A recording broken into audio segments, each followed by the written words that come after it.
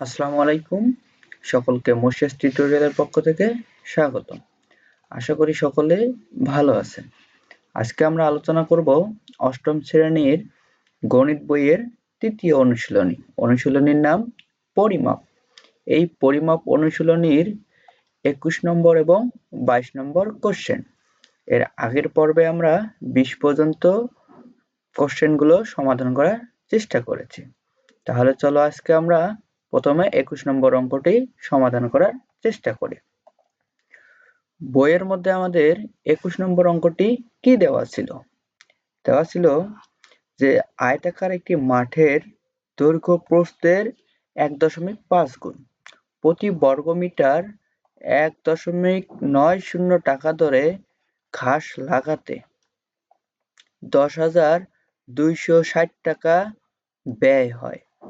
প্রতি মিটার 2.50 দরে ওই মাঠের চারদিকে বেড়া দিতে মোট কত টাকা ব্যয় হবে?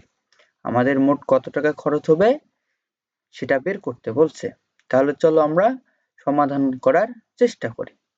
দেখো, যে মনে করি আয়তাকার মাঠটির প্রস্থ ক মিটার, তাহলে এর দৈর্ঘ্য ওখানে কোশ্চেনের মধ্যে বলা ছিল যে প্রস্থের 1.5 গুণ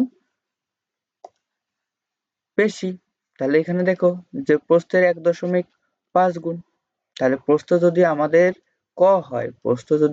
ক হয় তাহলে দৈর্ঘ্য হচ্ছে 1.5 গুণন ক মিটার। তাহলে মাঠটির ক্ষেত্রফল কি হবে? আমরা জানি ক্ষেত্রফল সমান দৈর্ঘ্য গুণন প্রস্থ। তাহলে আমাদের দৈর্ঘ্য কত ছিল? দৈর্ঘ্য ছিল আমাদের 1.5 ক গুণন হলো প্রস্থ আমাদের ক। তাহলে আমি যদি এখানে গুণ করি, যেহেতু ক্ষেত্রফল এখানে এককটা হবে বর্গমিটার, তাহলে আমাদের গুণ করলে কি হচ্ছে 5 ক স্কয়ার। তাহলে ক গুণ করলে ক স্কয়ার হচ্ছে। এখন দেখো যে ঘাস লাগাতে 1 বর্গমিটারে খরচ হয় 1.9 টাকা, তাহলে 1.5 ক স্কয়ার বর্গমিটারে খরচ হবে কত? তাহলে গুণ করতে হবে, যে আমি গুণ করে দিলাম। এখন কোশ্চেনের মধ্যে কি দেওয়া ছিল? কোশ্চেনের মধ্যে দেওয়া ছিল যে ঘাস লাগাতে মোট টাকা ব্যয় হয় 10,260 টাকা। ওকে, তাহলে দেখো আমি লিখতে পারি যে দেওয়া আছে যেহেতু ঘাস লাগাতে মোট ব্যয় হয় 10,260 টাকা, তাহলে শর্তানুসারে বা প্রশ্ন মতে আমি লিখতে পারি যে এই যে এখানে যে আমি মোট কত টাকা ব্যয় হয় যে বের করছিলাম, কত? 1.9 গুণন 1.5 ক স্কয়ার সমান আমি লিখতে পারি 10,260। এখানে দেখো যে এই যে 1.9 এদিকে গুণ আছে, তাহলে গুণটি এদিকে গেলে ভাগ হবে, আমি ভাগ করে দিয়েছি। আবার এই 1.5, এই 1.5 এদিকে কি আছে? গুণ আকারে আছে, গুণটা ওইদিকে গেলে ভাগ হবে। এর আগে দেখো যে 10,260 1.9 দ্বারা যদি ভাগ করি তাহলে আমরা ভাগফল পাচ্ছি 5,400। আবার যেহেতু এই যে 1.5 এদিকে কোন আকারে আছে, এদিকে আসলে ভাগ হবে, আমি যদি ভাগ করে দিই এই যে 5,400 কে যদি আমি 1.5 দ্বারা ভাগ করি তাহলে আমি ভাগফল পাচ্ছি 3,600। যেহেতু এইদিকে কয়ের উপরে বর্গ আছে, বর্গটি এদিকে আসলে কি হবে? রুট হবে। তাহলে এই যে 3600 অথবা 3,600 এর উপরে যদি আমি রুট করি বা বর্গমূল করি, তাহলে বর্গমূল করলে আমি কত পাচ্ছি? 60 পাচ্ছি। তাহলে এই 60 যে আমি পাইলাম এটা কয়ের মান, আর ক সমান আমরা কি ধরে নিয়েছিলাম? প্রস্থ। তাহলে প্রস্থ সমান আমরা কত পেলাম? 60 মিটার পেলাম। আচ্ছা চলো এর পরবর্তী স্টেপে যাই আমরা। যেহেতু দৈর্ঘ্য কি হবে? প্রস্থের 1.5 গুণ, তাহলে এই যে আমি প্রস্থ বের করলাম, প্রস্থের সাথে আমি 1.5 যদি গুণ করি তাহলে আমি পাচ্ছি 90। তাহলে 90 মিটার চারদিকে বেড়া দিতে হলে তার পরিসীমা সমান বেড়া দিতে হবে। তাহলে আমরা জানি মাঠের পরিসীমার সূত্র হলো যে 2 ইন্টু দৈর্ঘ্য যোগ প্রস্থ। ওকে, তাহলে এখানে আমি দৈর্ঘ্য কত পাইছি? দৈর্ঘ্য পাইছি হলো 90 আর প্রস্থ আমি পাইছি 60। তাহলে এখানে দেখো সূত্র হলো 2 ইন্টু দৈর্ঘ্য, দৈর্ঘ্যের মান হলো 90 যোগ 60। তাহলে ভিতরে যোগ করলে আমি কত পাচ্ছি? এখানে আমি যোগ করলে 150 পাচ্ছি।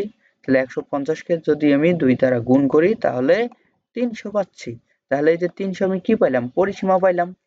তাহলে 1 মিটার বেড়া দিতে খরচ হয় 2.50। আমাদের কোশ্চেনে দেখো যে প্রতি মিটার মানে 1 মিটারে 2.5 টাকা দরে ওই মাঠের চারদিকে বেড়া দিতে মোট কত টাকা ব্যয় হয় আমাদের এটা বের করতে বলছে। তাহলে এখন দেখো যে 1 মিটার বেড়া দিতে খরচ হয় 2.50 টাকা। তাহলে এই যে আমি এখানে পরিসীমা পেলাম কত? 300। তাহলে 300 মিটার বেড়া দিতে খরচ হবে যে 300 গুণন 2.50। আমি যদি এটা গুণ করি তাহলে কত পাচ্ছি? 750 টাকা। তাহলে মাঠটির চারদিকে বেড়া দিতে মোট 750 টাকা ব্যয় হবে।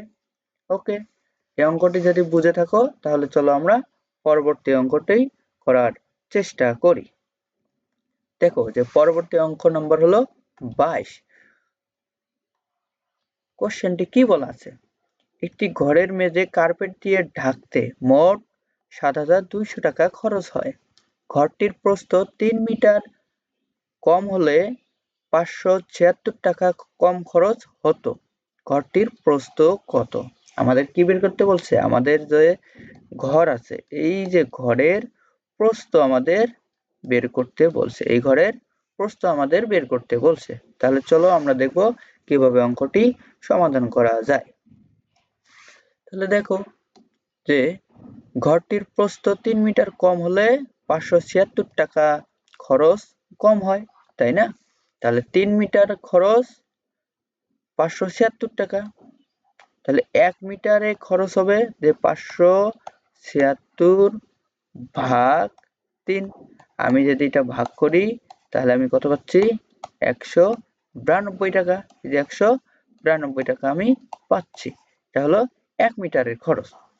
তাহলে দেখো যে 192 টাকা খরচ হয় যখন প্রস্থ 1 মিটার। ওকে, তাহলে 1 মিটার খরচ 1 টাকা খরচ হয় যখন প্রস্থ কত? যে 1/192।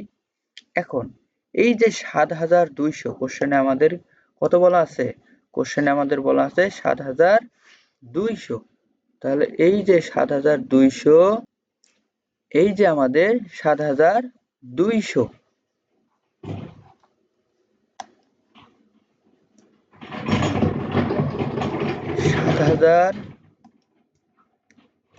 7,200 কত মিটার হবে সেটা, কত প্রস্থ হবে সেটা আমরা বের করব। তাহলে এখন এই যে 7,200 এটাকে যদি আমি 192 দ্বারা ভাগ দিই তাহলে আমি কত পাচ্ছি? 37.5 মিটার। তাহলে ঘরটির প্রস্থ কত? 37.5 মিটার। আমাদের কি বের করতে বলছিল? আমাদের বের করতে বলছিল যে ঘরটির প্রস্থ কত। তাহলে আমরা বের করলাম ঘরটির প্রস্থ হলো 37.5। আশা করি সকলেই অঙ্কগুলো বুঝে গেছো। যদি অঙ্কগুলো বুঝে থাকো তাহলে লাইক, শেয়ার এবং সাবস্ক্রাইব করতে ভুলবে না। ধন্যবাদ সকলকে।